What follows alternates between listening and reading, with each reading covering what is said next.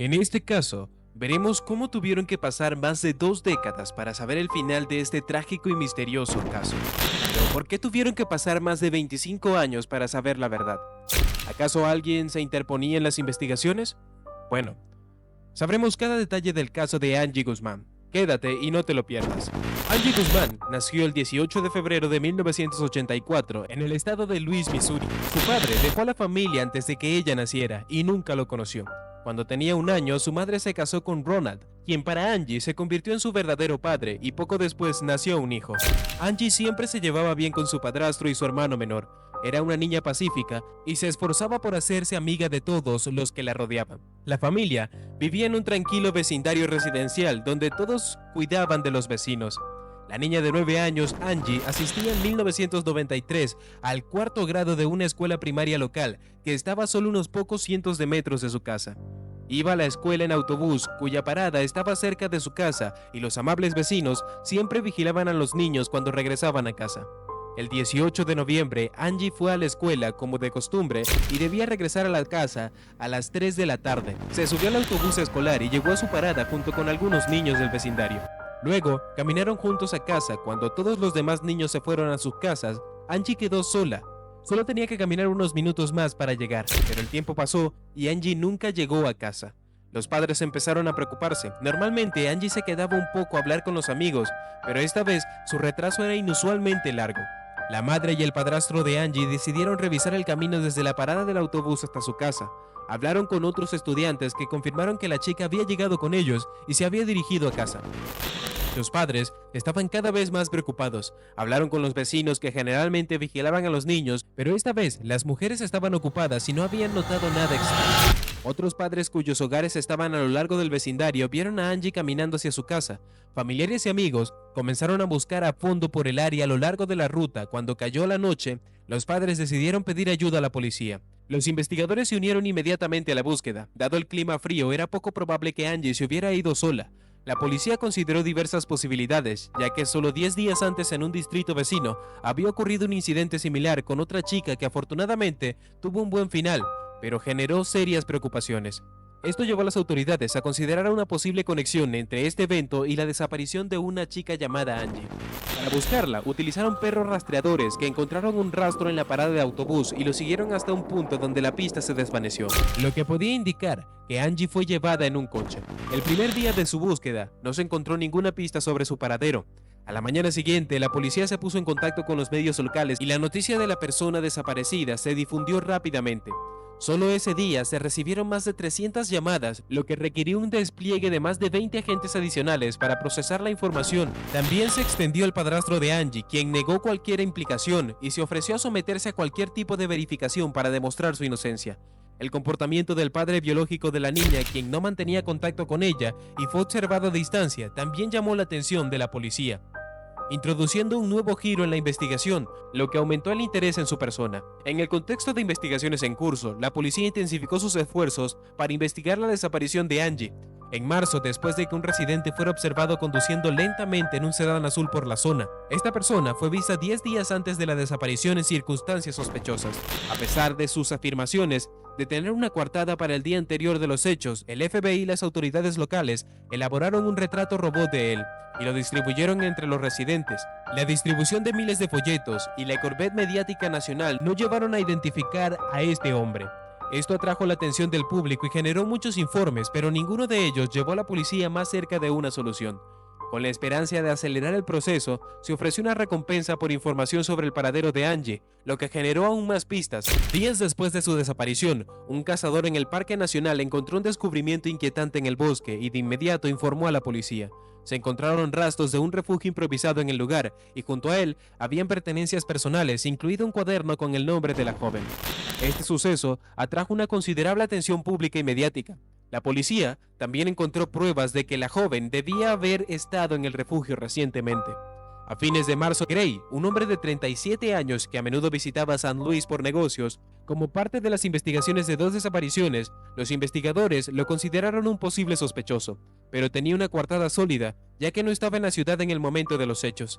Sin embargo, A medida que avanzaba la investigación, resultó que Gray se había comportado de manera inapropiada con otras 4 personas, lo que finalmente llevó a su condena de 5 años de prisión. En febrero del año siguiente, la policía hizo un nuevo descubrimiento. Encontraron los restos de Cassie. Cerca se encontraron huellas de vehículos que los expertos más tarde identificaron como una camioneta pick-up que a menudo se utilizaba por una empresa de alquiler. Los investigadores comenzaron a interrogar a los residentes de la zona en la que se encontró la camioneta. Una mujer informó que había visto un vehículo así cerca de la casa de sus vecinos, aproximadamente una semana después de la desaparición. La policía visitó esta casa. La mujer que vivía allí y que compartía hogar con su pareja y su hermano afirmó que ninguno de ellos había alquilado tal camioneta ni estaba involucrado en el asunto. Sin embargo, la policía no le creyó. Consiguió una orden de registro y durante una búsqueda en el sótano descubrieron rastros relacionados con Cassie, además de los objetos vinculados con el caso. Tras investigaciones adicionales, se reveló que el hermano había alquilado la camioneta y fue arrestado. Al principio lo negó todo, pero después de que se mostraran pruebas contundentes, el hombre admitió sus acciones. Explicó que Cassie vino a verlo por su cuenta para invitar a su sobrino a dar un paseo. En la casa, sugirió bajar al sótano donde intentó hacer algo, pero ella gritó en el pánico resultante, la empujó accidentalmente y ella cayó fatalmente, tras lo cual la cubrió con sábanas. Thomas fue al trabajo y cuando regresó su hermana le informó que había visto algo preocupante en su sótano. Ella le pidió que lo eliminara todo rápidamente sin querer saber detalles. Se quedó una semana en el sótano, ya que en la ciudad se buscaba intensamente a la chica desaparecida y Thomas tenía miedo de transportarla. Tan pronto como la situación se calmó, alquiló un camión que llevó a Louis y la dejó allí. Al final, el hombre recibió el castigo más severo posible, pero murió unos años más tarde en la cárcel debido a una enfermedad. Ahora, volviendo al caso de Angie, negó toda responsabilidad y los investigadores concluyeron que los crímenes no estaban relacionados. Las investigaciones se estancaron durante meses. La policía seguía recibiendo pistas aunque su número disminuía. Años después de la desaparición de Angie, cuando el plazo de la oferta de la recompensa financiera estaba por vencer, los investigadores temían una disminución del apoyo público. Pero entonces, ocurrió un giro inesperado. Un empresario local donó $50,000 como recompensa por información sobre el caso de Angie, lo que en ese momento fue una de las sumas más significativas y efectivamente los investigadores comenzaron a recibir más información hasta el año 2001. Todas las pistas conducían a un callejón sin salida, pero la situación cambió drásticamente cuando se recibió una llamada inesperada desde una institución penitenciaria. El prisionero Cy Fox afirmó que había estado involucrado en una serie de desapariciones, incluyendo la de Angie Guzmán. Los investigadores se dirigieron inmediatamente a él para obtener detalles. Fox afirmó que él y un cómplice habían traído a Angie a un edificio abandonado para esconderse allí. Originalmente los criminales planteaban pedir un rescate, pero luego decidieron por miedo a ser descubiertos eliminar todas las pruebas. Describió todo lo que sucedió hasta el más mínimo detalle. Sin embargo, su historia contenía contradicciones. Su confesión a otros crímenes que físicamente no podría haber cometido generó más dudas. Esto llevó a la policía a sospechar que podría estar basándose en información de las noticias. En el verano de 2002, el caso volvió a cobrar atención cuando una joven desapareció en otro barrio de St. Louis. Al principio se pensó que era el mismo perpetrador, pero pronto quedó claro que era otro criminal que fue arrestado el mismo día. Cada vez las pistas se están agotando y los recursos para dar con el paradero de Angie tardan más. ¿Por qué se ha tardado tanto dar su paradero? ¿La habrán asesinado? Cada vez surgen más interrogantes sin respuesta, pero ahora se revelan más datos que podrían ayudar a saber la verdad de lo que pasó ese día con Angie. Quédate hasta el final y lo sabrás. Después de varios años, los investigadores decidieron en el año 2007 de reabrir un antiguo caso. Al revisar los archivos, notaron el hecho interesante cerca del lugar del hallazgo. Estaba el auto de Roger Martin. Roger afirmó que había venido a cazar, pero no tenía ningún equipo para ello. El nuevo equipo de investigaciones decidió prestar especial atención a este hombre. Tras revisar su pasado, descubrieron que Roger había actuado ilegalmente en el pasado.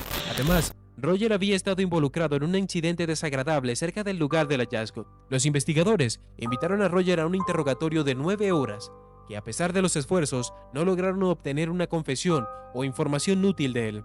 Después del interrogatorio, compararon sus huellas dactilares con las que se habían encontrado antes, pero descubrieron que no coincidían. Roger insistió en su inocencia y aseguró que había estado en el trabajo en el momento del incidente, pero la policía no pudo confirmar su coartada. A pesar de la falta de pruebas directas de su complicidad, los investigadores continuaron considerándolo un posible sospechoso en el caso misterioso. Después de un largo periodo en que las investigaciones se estancaron, la administración de San Luis fundó en el año 2020 un grupo de trabajo especial para dedicarse nuevamente a este complicado caso.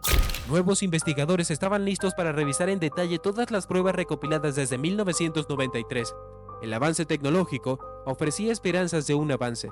3 piezas claves de evidencia incluían unas esposas, una cinta adhesiva y una prenda que se le colocó en la boca a Angie. Los profesionales determinaron que la muestra de ADN encontrada junto con el cuerpo pertenecían a un hombre y la ingresaron de inmediato en la base de datos del FBI. A menudo los delincuentes no se encuentran en esta base de datos, por lo que se requieren esfuerzos considerables para identificar su identidad. Sin embargo, los investigadores tuvieron suerte. La coincidencia fue encontrada de inmediato. Era Gerald Cox, que tenía 58 años cuando entró a la prisión en el año 2003. Anteriormente, no había sido relacionado con el caso de Angie, pero tenía un pasado criminal. Gerald fue condenado por primera vez en el año 1982, cuando servía en el ejército en Alemania y trabajaba como niñero. Todo iba bien, hasta que algunas niñas le dijeron a sus padres que algo indeseado había sucedido, y fue condenado a 8 años de prisión y dado de baja del ejército. En agosto de 2012, fue llevado a juicio y condenado a cadena perpetua sin posibilidad de libertad condicional. Lamentablemente, la madre de Angie, que falleció en el año 2016 debido a una enfermedad, no pudo presenciar este momento, pero su esposo, Ronald, declaró que Gerald debería ser responsable de ambas pérdidas, ya que creía que la pérdida de su hija le había arrebatado la vitalidad a su esposa. En cuanto a Gerald, su caso aún no ha concluido. La fiscalía decidió revisar las acusaciones anteriores relacionadas con comportamientos inapropiados, de las cuales había evitado ser sancionado, y debido a una violación en los términos de su liberación anterior, solo habían pasado 1 año en prisión. La policía contactó con una de las afectadas, ahora adulta, quien accedió a testificar contra Gerald. Este hombre, ya condenado a cadena perpetua, se declaró culpable y recibió una pena adicional de 10 años de prisión. Tras la sentencia, la afectada declaró en el tribunal que, a pesar de las duras pruebas, estaba decidida a vivir feliz y completamente en paz mientras él permaneciera tras las rejas. Y así, finalmente terminó este misterioso y doloroso caso, que fue resuelto 25 años después. Lamentablemente, la madre de Angie no pudo ver cómo hacían justicia por el asesinato de su hija. ¿Y tú? ¿Por qué crees que tardó tanto en ser resuelto el caso? Quizás fue porque en la época no había muchos avances tecnológicos, o hay algo más. Dime tu opinión en los comentarios y no se te olvide dejar un like y tu suscripción para que estés atento a lo que suba al canal. Nos vemos en un próximo video.